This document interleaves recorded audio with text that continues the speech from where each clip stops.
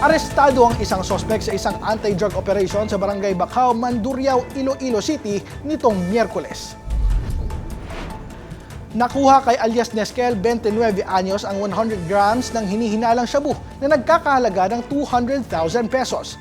Isinagawa ang buy-bust operation bandang alas 11:30 ng umaga sa pangunguna ng PIDEA at iba pang ahensya ng pamahalaan.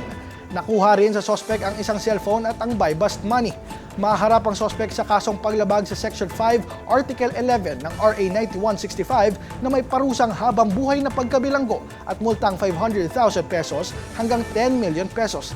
Ligtas at accounted for ang lahat ng operatiba.